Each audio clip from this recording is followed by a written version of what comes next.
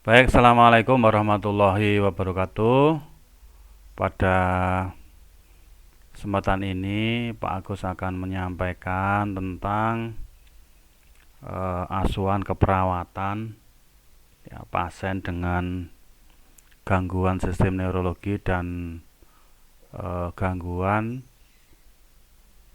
fisik ya, motorik ya, akibat dari gangguan sistem persarafan ya. Oke, seperti biasa Pak Agus akan memberikan ilustrasi dengan mencoret-coret ya, mencoret-coret catatan-catatan kita. Jadi yang pertama asuhan keperawatan neurologi. Ini saya kira seperti yang kita pahami bersama bahwa sistem persarafan itu kita tahu ada susunan saraf pusat ya, susunan saraf pusat dan juga susunan saraf tepi ya, susunan saraf pusat dan susunan saraf tepi. Susunan saraf pusat itu terdiri dari otak ya, terdiri dari otak dan medula spinalis ya, medula spinalis. Nanti gambarnya bisa dilihat di review kita selanjutnya ya. Oke, otak dan medula spinalis ini yang menjadi fokus kita.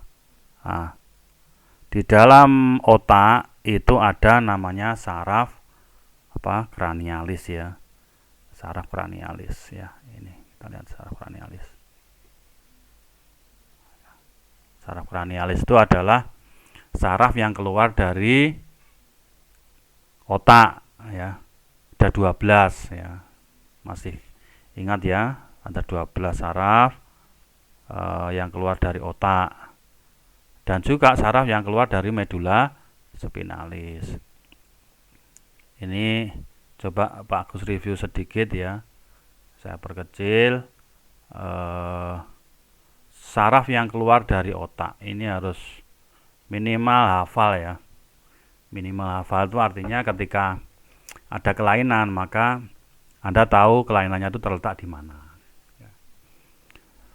Yang pertama adalah nervus olfactorius. Ini mensarafi hidung ya, sehingga fungsinya adalah untuk sensasi bau. Pemeriksaan fisiknya itu dengan menutup mata, terus setelah itu nanti pasien diberi bau dengan cara hidung sebelah kiri ditutup dulu ya, lubang hidung sebelah kiri ditutup, terus menghirup bau. Nah, kira-kira nanti baunya itu seperti apa disebutkan ya, alkohol atau bau lisol atau bau minyak kayu putih, nanti disebutkan di situ. Selanjutnya ini adalah nervus opticus atau penglihatan. Ini fungsinya adalah untuk melihat ya. Jadi diukur dengan visus atau ketajaman penglihatan ya. Ini nama lainnya visus ini adalah ketajaman penglihatan ya. Nah, jadi ketajaman penglihatan. Ketajaman penglihatan. Ketajaman penglihatan ini artinya adalah kita bisa melihat nanti kalau kita ukur dengan Snellen chart ya, atau kartu Snellen ya, Snellen chart. Ntar ini saya besarkan dulu, Snellen chart ya, atau kartu Snellen ya. Kartu Snellen. Kartu Snellen ini nanti dilihat visusnya berapa ya.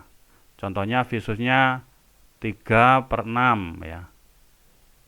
Nah, 3/6 itu artinya apa? 3 itu adalah kemampuan pasien untuk melihat ya secara jelas yang seharusnya dilihat oleh orang normal itu 6 meter itu kelihatan.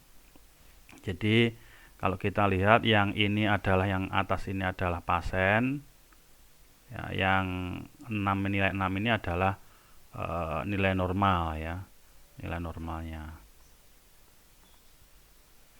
Nah, nilai normalnya 3/6. Berarti kalau kita melihat visus pasien, ini berarti melihat fungsi dari nervus kedua atau nervus opticus ya. Biasa ini untuk tes ketajaman penglihatan itu untuk mengukur mata ya, membuat kacamata, atau biasanya tes untuk mendapatkan surat izin mengemudi ya, SIM itu juga dilihat visusnya, dan tes yang lain juga dilihat ini untuk visusnya. Lanjut, nervus yang ketiga ya, nervus yang ketiga itu adalah oculomotorius. Nah, ini kalau kita lihat ini ya, oculomotorius. Oculomotorius ini adalah nervus yang berfungsi untuk gerak pupil. Gerak pupil. Jadi kalau ini mata ya, ibarat ini mata, aduh ya, gambarnya melengkung ya. Mata ini pupil ya, ada di tengahnya ini pupil. Nah, pupil ini adalah terbentuk dari otot iris yang fungsinya untuk mengatur cahaya yang masuk ke dalam retina ya, retina. Jadi kalau kita gambarkan ketika kita melihat cahaya masuk itu diatur oleh pupil yang merupakan gerak dari otot iris. Nah, terus dibiaskan oleh lensa, diterima oleh retina, dikirim ke nervus opticus untuk penerjemahan. Ya, jadi dari cahaya dirubah menjadi sinyal listrik yang akan diterjemahkan di area otak penglihatan, yaitu di lobus occipitalis atau bagian otak yang paling belakang. Jadi oculomotorius ini untuk gerak pupil ya. Jadi nanti kalau oculomotorius ini tertekan pada kasus cedera kepala, maka pupilnya kiri dan kanan tidak sama atau anisokor ya. Anisokor. Jadi pupil kiri ya, kalau kita lihat ini mata gitu ya, mata, jadi ini normal, yang ini melebar ya, pupilnya melebar. Nah, ini disebut dengan anisokor ya, anisokor. Anisokor. Jadi ini fungsi dari nervus ketiga atau oculomotorius. Pemeriksaan fisiknya apa? Ya nanti PJ coba diingatkan Pak Agus untuk men-share buku pemeriksaan fisik saraf ya. Anisokor ini pemeriksaan fisiknya adalah dengan memakai penlight ya. Penlight, jadi mulai dari hidung yang tengah ini penlight dinyalakan terus ditujukan ke hidung tengah. Yang dilihat tiga? Yang dilihat itu tiga nanti pada saat pemeriksaan pemeriksaan ini ya, pemeriksaan pupil ini yang dilihat tiga ya. Jadi ukuran ya, ukuran, terus ya maaf ya, ukuran, terus cepat lambatnya ya, cepat atau lambatnya, kecepatan mengecil dan membesarnya, terus kesimetrisan ya, simetris atau tidak ya. Ini yang paling penting. Jadi ada tiga, ada ukurannya, besar kecilnya sama enggak, kalau kiri kanan tidak sama anisokor, kalau sama isokor, kalau cepat lambatnya dilihat mau lebar dan mengecilnya pupil, dan simetris atau tidak ya, sejajar atau tidak antara pupil kiri dan pupil kanan. Pemeriksaannya pakai penlight ya, atau senter kecil ya. Oke. Kita lanjut, nervus yang keempat itu disebut dengan nervus trochlearis. Trochlearis ini fungsinya adalah untuk gerak mata atas bawah ya. Jadi ini ya, untuk gerak mata atas bawah. Nah, gerak mata atas bawah. Jadi kalau ini saya gambarkan mata gitu, nah, bola mata ini ya, yang tengah ini, nah, dia akan bisa bergerak ke atas dan bisa bergerak ke bawah. Ya, tidak usah menggerakkan leher pun, kita bisa menggerakkan mata kita ke atas dan ke bawah. Pemeriksaannya adalah dengan ujung jari atau pen ya. Ini pasien suruh melihat ya. Ini dari depan suruh melihat ya. Nah, ke atas terus ke bawah ya. Nah, ke atas ke bawah ya. Oke, jangan terlalu cepat ya. Pusing nanti. Ya, karena ini berhubungan dengan nervus cochlearis ya. Oke. Ini gerak bola mata ke atas dan ke bawah. Nervus yang kelima, ya ini. Nah, nervus yang kelima ini adalah nervus trigeminus ya. Nah, ini trigeminus. Nah, ini trigeminus. Ini ada 3, ophthalmicus, maxillaris, dan mandibularis ya. Ophthalmicus mata ya, mata. Maxillaris ini daerah maksila ya. Terus mandibularis itu daerah dagu. Ini kelainannya adalah Bell palsy namanya ya. Kalau kita gambarkan ini ya, kelainannya di sini ya. Bell palsy ya. Nah, ini Bell palsy. Ya, penyakitnya Bell palsy. Ditemukan oleh Mr. Bell ya. Nah, Bell palsy. Bell palsy itu kelumpuhan di ophthalmicus, maxillaris, dan mandibularis. Ketika kenapa kok terjadi kelumpuhan? Itu karena infeksi di neuron atau neuritis di daerah ophthalmicus ya. Ophthalmicus, maxillaris, dan mandibularis. Nervus ke-5 ya, trigeminus. Ya. Gejalanya nanti pasien akan miring wajahnya, ya, mulut akan istilah Jawanya perot ya, menceng perot ya. Kalau ini umpama gini, modelnya seperti ini. Terus perot ke mana ini? Ke kiri ya.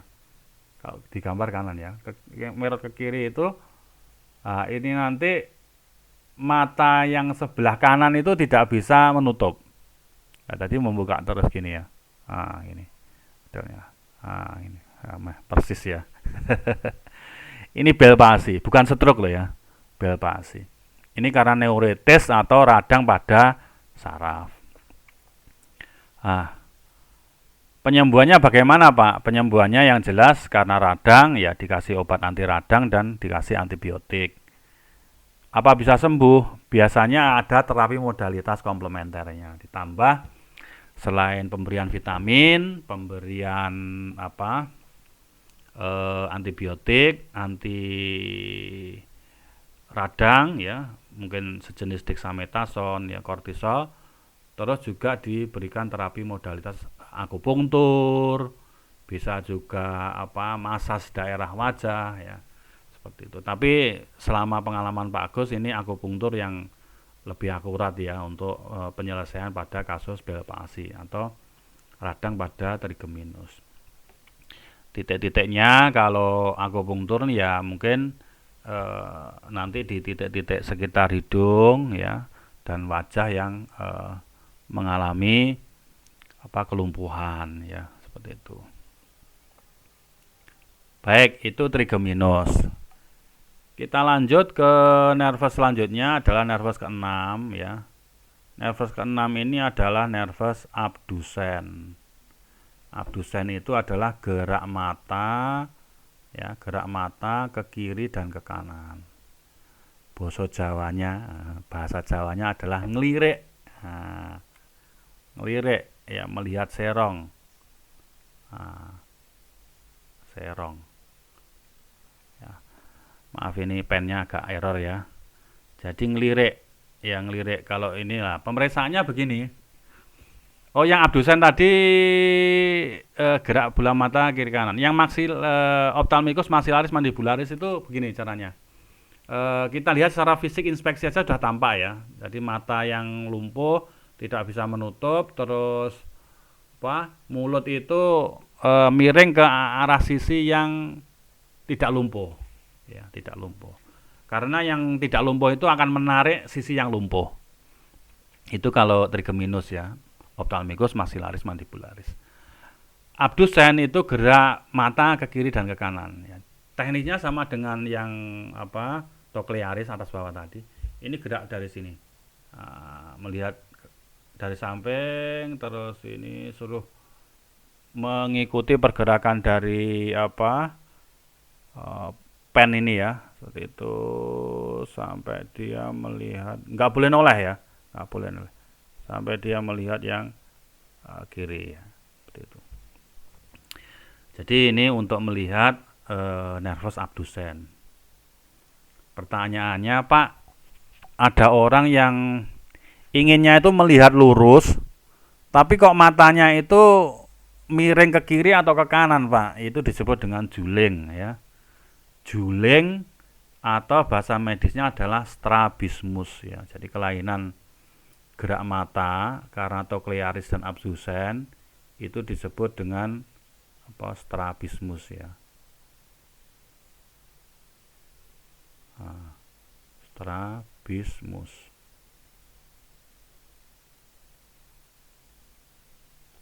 Strabismus ini atau juling, ini ada dua kemungkinan strabismus ini ya, atau juling kero bahasa Jawanya itu ya.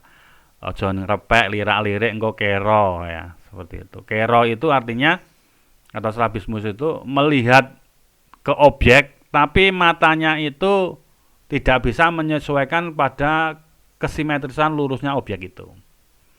Ada dua penyebab dari strabismus ini. Yang pertama adalah faktor muskuler atau otot mata. Jadi otot mata itu ada 6. Ya, kalau Anda ingat ya review materinya Pak Tri Cahyo, itu yang pertama adalah rectus. Rectus itu lurus. Ya, 1, 2, 3, 4. Ya. Rectus, jadi ke atas, bawah, ke kiri, ke kanan. Yang menarik mata itu otot, kerjasama dengan trochlearis dan abdusen. Jadi otot rectus itu ada 4, oblikus ya, oblikus itu ada 4 juga sana ya, sana. Jadi ada 8 arah mata angin. Nah, ini rectus yang lurus, oblikus itu yang miring. Jadi strabismus itu ada dua kemungkinan. Kalau tidak ototnya lemah, itu juga sarafnya yang lemah. Kalau otot tadi ada apa? Ada berapa? Ada 8 ya. 4 rectus, atas, bawah, kiri, kanan. Yang 4 oblikus ya, miring, atas kiri, bawah kiri, atau atas kanan, bawah kanan.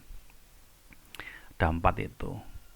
Lah juling ini kalau kelainannya di muskuler, ini masih bisa diperbaiki dengan operatif ya. Ditarik ototnya, dipotong, dipendekkan ya, sehingga posisinya ketika dia melihat itu tepat. Tetapi kalau kelainannya di nervus trochlearis dan abdusen, gerak bola mata atas, bawah, kiri, kanan, maka ini nggak bisa disembuhkan ya. Ya mungkin kalau kejadian infeksi seperti Bell palsy bisa disembuhkan mungkin dengan terapi modalitas komplementer atau juga antibiotik, anti radang, vitamin. Tetapi kalau ini diakibatkan oleh kerusakan saraf yang lebih parah, maka ini nggak bisa disembuhkan. Dan ini penting sekali disembuhkan pada masa anak-anak ya, karena ini membawa harga diri dan confidentiality-nya, kepercayaan dirinya ya. Karena sepandai apapun kalau matanya juling itu ya juga orang menjadi kikuk cara mengajak komunikasi ya. Ini orang diajak komunikasi kok matanya kemana-mana seperti itu. Nah, ini harus Anda perhatikan ini. Kadang-kadang anak SD itu menginjak SMP sudah melihat fisiknya, tubuhnya, dia menjadi malu di depan temannya karena juling ini tadi. Makanya sekarang bisa segera disembuhkan kalau itu kelainannya pada otot ya, rectus atau oblikus ya, seperti itu. Lanjut ke nervus ketujuh ya, nervus ketujuh atau disebut juga dengan nervus facialis ya. Facialis itu nervus yang mensarafi daerah wajah ya, daerah wajah.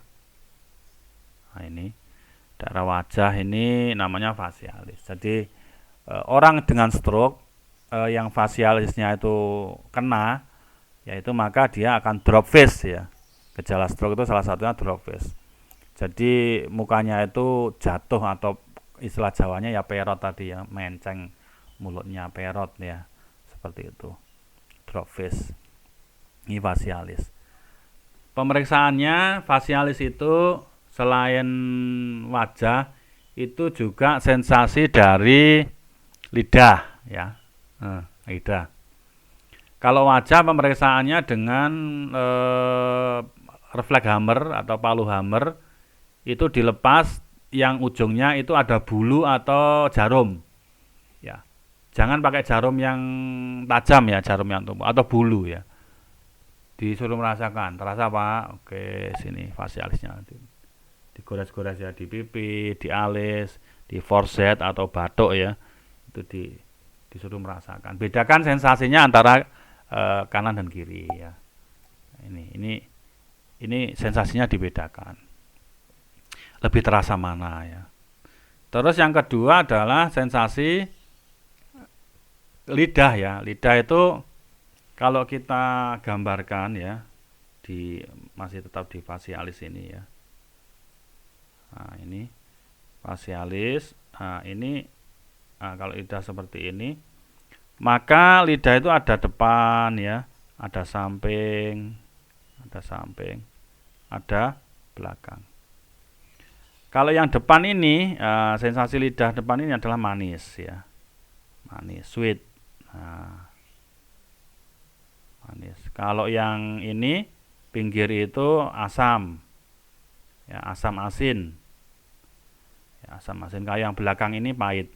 Nah, pahit. Maka nanti coba dikasih itu, yang belakang dikasih Belkina, yang pinggir itu asam atau garam ya, yang depan dikasih gula. Coba bisa merasakan enggak itu sensasinya ya. Ini termasuk saraf facialis. Jadi pasien dengan stroke itu juga terjadi penurunan dari sensasi lidah sehingga efeknya nafsu makan menurun, terus terjadi gangguan pemenuhan kebutuhan nutrisi, berat badannya menjadi turun. Maka untuk meningkatkan itu ya dipaksa untuk makan, tapi hati-hati sekali pada pasien yang hilang kesadaran ya. Yang tentu dipasang dengan NGT ya, nasogastric tube. Tapi kalau pasiennya itu sadar tetapi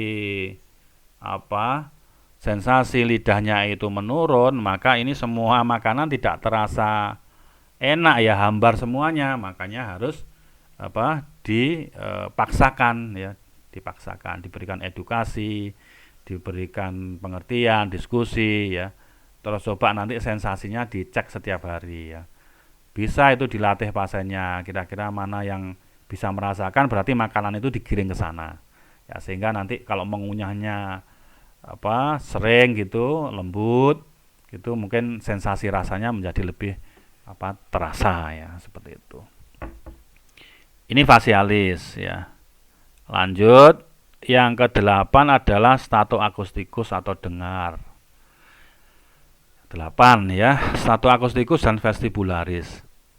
Statoakustikus itu untuk mendengar ya, mendengar. Jadi kalau kita lihat nervus statoakustikus ini adalah kerjasama antara organ telinga dengan otak ya. Jadi ketika bunyi itu masuk ke lubang telinga atau MAE, meatus acousticus externus ya. Terus dia masuk, diterima oleh gendang telinganya bergetar, menggetarkan 3 tulang, ingat, malleus, incus, stapes. Kalau waktu SMA mungkin Anda pernah mendengar tulang sanggurdi, tulang apa gitu ya. Itu malleus, incus, stapes. Itu merubah getaran fisik dari membran timpani tadi menjadi arus listrik yang nanti dikirim melalui nervus statoakusticus ya, dikirim ke otak bagian temporalis dan parietalis di sini, di sekitar telinga. Diterjemahkan menjadi mendengar. Ya, mendengar. Statoakusticus. Jadi kelainannya apa? Kelainannya disebut dengan tuli, ya, tuli. Atau istilah medisnya adalah presbyakusis. Presbyakusis atau tuli. Ya, tuli itu ada 2. Seperti tadi di mata, sarafnya atau tulangnya, ya toh. Tulangnya itu ada 3 tadi, malleus, incus, stapes ya. Coba nanti di buku dilihat gambarnya. Kalau kerusakannya di statoakusticus ya susah untuk mendengar. Makanya ini harus pakai alat bantu dengar. Kalau yang kelainan tulangnya juga susah karena tulangnya di dalam, tidak bisa dioperasi. Ya, makanya kelainan statoakusticus maupun kelainan di malleus, incus, stapes itu nanti memakai alat bantu dengar ABD ya, alat bantu dengar ya, seperti mikrofon kecil yang ditaruh di dalam meatus acousticus externus ya, sebelum membran timpani atau gendang telinga. Ini untuk membantu pasien mendengar. Fungsi yang kedua ini adalah nervus vestibularis. Vestibularis ini bekerja sama dengan ini ya, vestibularis. Vestibularis ini ya bekerja sama dengan organ yang namanya koklea ya. Koklea. Koklea itu rumah siput ya. Rumah siput. Rumah siput ini berfungsi, ada labirinnya di situ. Berfungsi untuk menjaga keseimbangan. Dan kita ingat telinga itu berhubungan dengan hidung. Ya, berhubungan dengan hidung melalui saluran yang disebut dengan tuba eustachius ya. Bukan tuba falopii ya, tuba falopii di rahim wanita, tuba eustachius.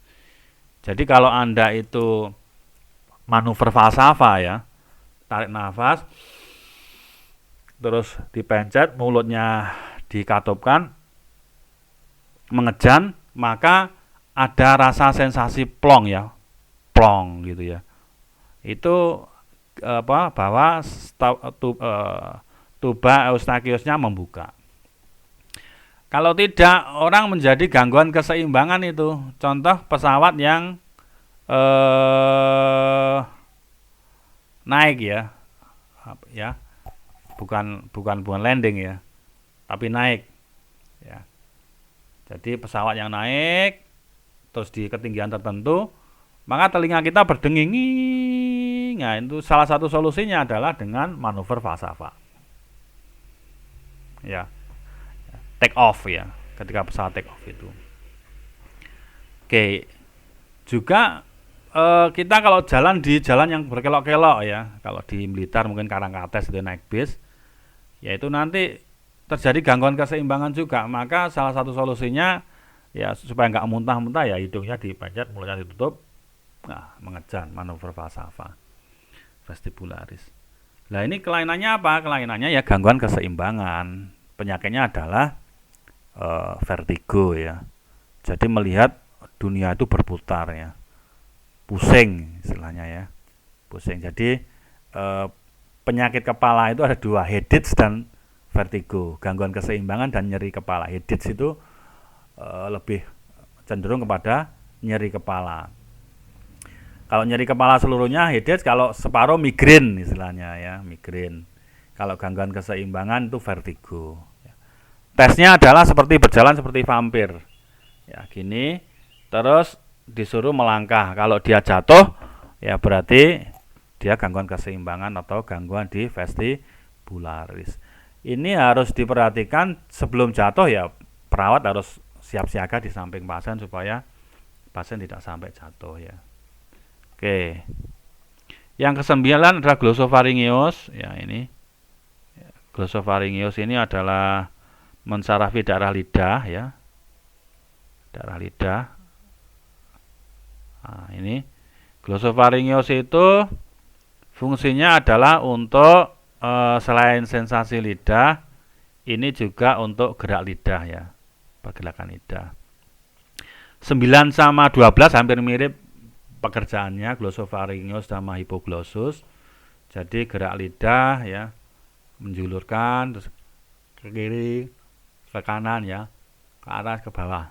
Nah, itu selain itu glosopharyngeus itu untuk sensasi muntah ya, muntah. Jadi kalau kita lihat di di uvula ya, kalau bahasa Jawanya intil-intilnya itu ditekan dengan tong spatel, maka dia akan reaksi vagal atau muntah ya, muntah.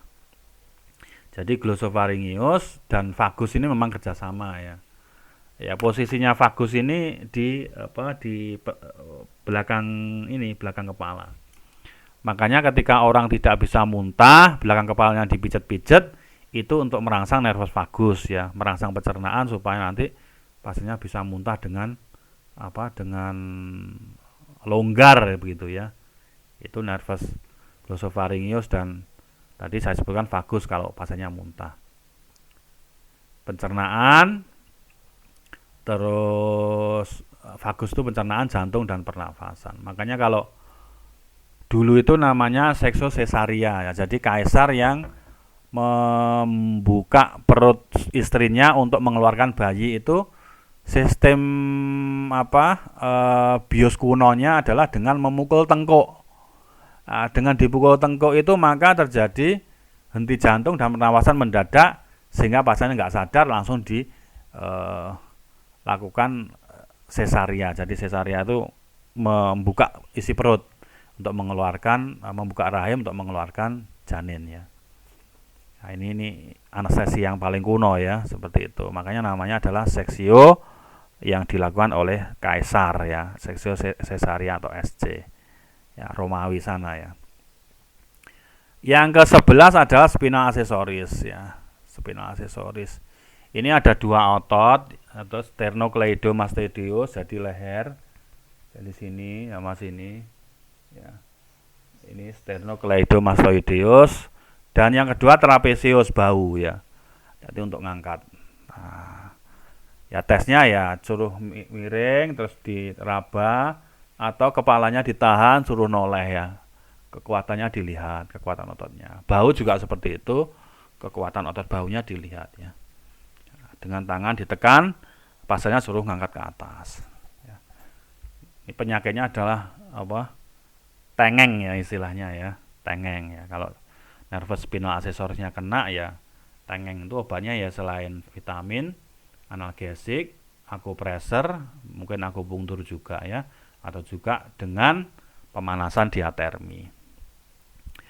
Yang terakhir hipoglossus atau gerak lidah, ini yang saya sebutkan tadi ya, menjulur ke kiri ke kanan ini. Jadi kalau terjadi kelumpuhan separuh ya, kelumpuhan pada pasien stroke itu ada separuh, itu namanya hemi ya, hemi. Kalau 4 ekstremitas lumpuh itu tetra. Kalau hanya tangannya saja kiri kanan para, kakinya kanan para. Jadi nanti kalau kita lihat ini kalau tubuh ya, tubuh manusia. Nah, ini. Nah, ini kalau separuh, saya cari yang merah ya biar tampak. Nah, ini kalau separuh lumpuh. Nah, sini separuh. Ini namanya hemi. Hemi. Hemi. Kalau dua-duanya ini separuh ke atas, ini para namanya. Para. Tetapi kalau keempat-empatnya, ya, ini semuanya lumpuh, itu disebut dengan tetra. Tetra. Nah, sekarang ada istilah dua ya. Ada lumpuh, ada lemah. Ya, apa bedanya Pak Agus? Nah, gini. Yang jelas risikonya prognosis penyakitnya lebih parah yang lumpuh daripada lemah. Bedanya, taruh contoh tangan kanan tidak bisa drop hand ya, tidak bisa mengangkat, diangkat dilepas jatuh ya. Coba itu nanti pasiennya suruh meremet ya. Selamat pagi Pak, coba diremet tangan saya. Oh, kekuatannya dilihat. Kiri kanan dibedakan. Kalau itu lemah, bukan lumpuh, itu masih terasa sensasi kulitnya. Digores dengan apa tadi di lobak amal tadi ada untuk merangsang ya kulit, atau pakai pensil ya, baliknya pensil dilihat. Terasa Bu? Terasa. Itu berarti lemah. Kalau lumpuh, sensoriknya tidak ada. Dua-duanya itu kelemahan pergerakan. Lebih parah mana lumpuh sama lemah ya, lumpuh. Jadi pengalaman kita pasien stroke itu ketika lumpuh itu lama kelamaan tangannya itu menjadi ini namanya pemeriksaan, nanti ada pemeriksaan patologis ya, Hoffmann-Trotman ya. Hoffmann-Trotman itu ada gini ya, tangannya itu akhirnya mengkerut seperti ini, atrofi, mengecil. Jadi gini akhirnya ya. Seperti itu. Jadi pasien-pasien stroke itu biasanya jari-jarinya itu menjadi gini, fleksi ya, seperti itu. Namanya itu pemeriksaan Hoffmann ya. Seperti itu. Nanti saya akan menjelaskan secara ulang nanti nervus ini. Tadi sudah saya jelaskan nervus 12 dan cara pemeriksaan fisiknya. Ya, nanti juga ada pemeriksaan fisik untuk nervus, spinalis, dan pemeriksaan tes fisiologis dan patologis untuk persarafan. Saya kira itu untuk pertanyaan bisa di kolom komentar, nanti saya upload di YouTube saya. Coba kita diskusi di situ ya. Saya kira demikian ya. Sementara ada kurang lebihnya saya mohon maaf ya.